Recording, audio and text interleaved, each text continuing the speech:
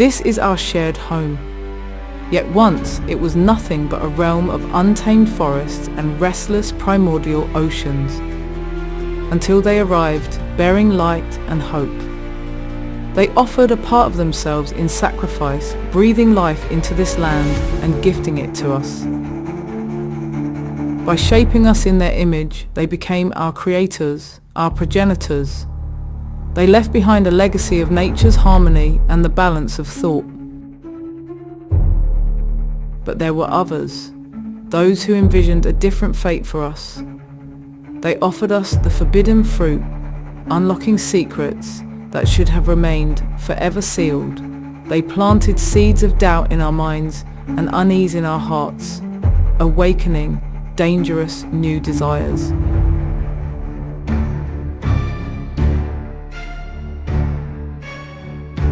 Brother turned against brother, and son raised his hand against father. Neighbor fought against neighbor, cities clashed, and kingdoms crumbled under the weight of their own rivalries. Thus, some came to rule over others, enslaving not just bodies but souls, stripping away the very essence of freedom. Greed took root in our hearts, and love for gold became the measure of all things. Vice and depravity overtook our bodies and minds, corrupting us from within. The thirst for power and the vanity of pride clouded our reason, becoming the most coveted and insatiable desires. From that moment on, we became prisoners of our own ambitions, blindly pursuing what would ultimately consume not just us, but the world around us. Then they returned to lead us back to the path that was meant for us since the dawn of time, offering one final chance at redemption by sending a messenger.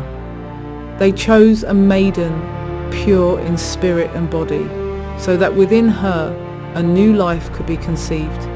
She embraced her role, and beneath her heart the saviour of humankind began to take form. On the night of his birth, the heavens blazed with a radiant star, a sign heralding the arrival of our Saviour.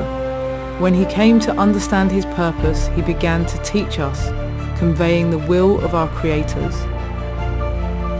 But among us, there were those who, overcome by fear and doubt, betrayed him. They couldn't accept the knowledge that challenged their established order. They rejected his words, even as many sensed the truth in them, but fear of losing power was stronger. They condemned him, blind to the fact that they were condemning themselves. Driven by arrogance, they believed that destroying him would protect their world from change. But in doing so, we lost our final hope for salvation. Enraged by our actions, they descended upon the earth to reclaim his body and to judge us for our deeds.